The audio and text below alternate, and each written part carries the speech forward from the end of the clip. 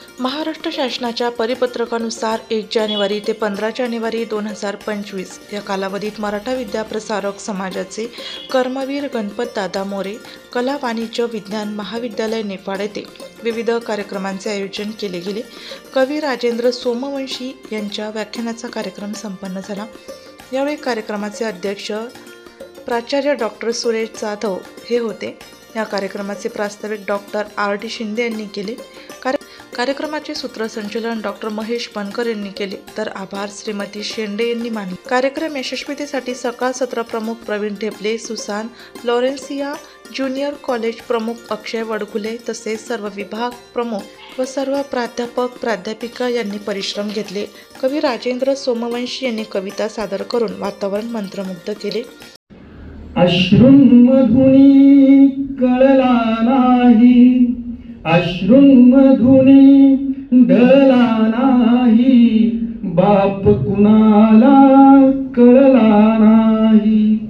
अश्रुंमधुनी ढळला नाही, बाप कुणाला कळला नाही। संकटांनी असे घेरले, मार्ग कुठे रे त्यास भेटला। लढला भिडला मनात रडला, लढला भिडला मनात रडला। धीर दिला पण हटला नाही, धीर दिला पण हटला नाही। अश्रुंमधुनी ढळला नाही, बाप कुणाला कळला नाही।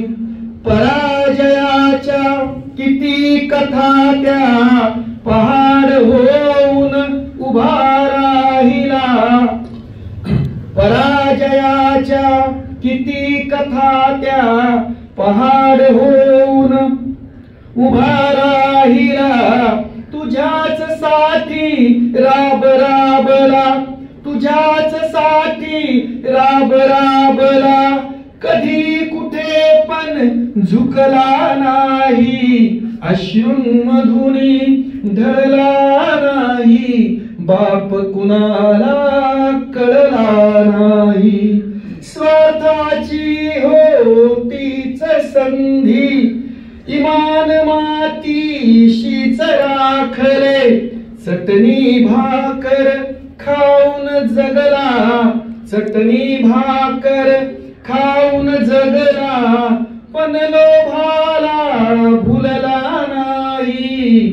अश्रुंमधुनी ढळला नाही, बाप कुणाला कळला नाही।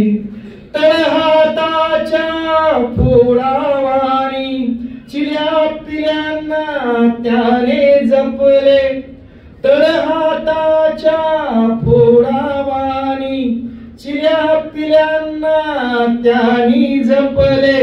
त्यांच्यासाठी दमला वेळा, त्यांच्यासाठी दमला वेळा।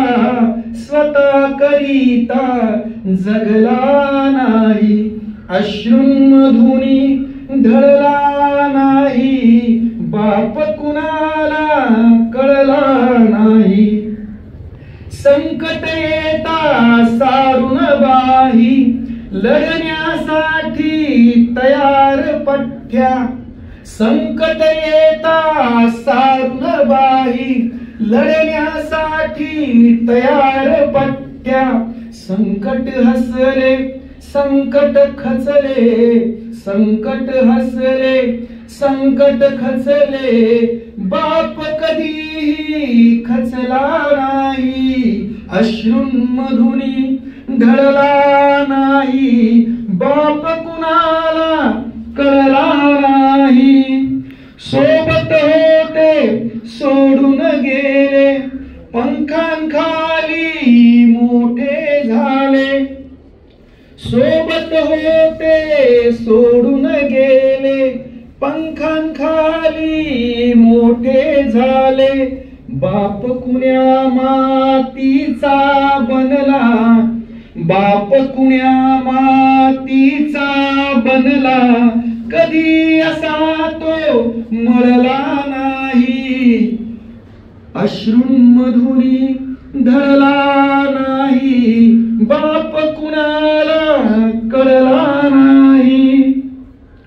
मातीमध्ये नाशिक लोकशाही न्यूजसाठी सागर निकाळे, निफाड.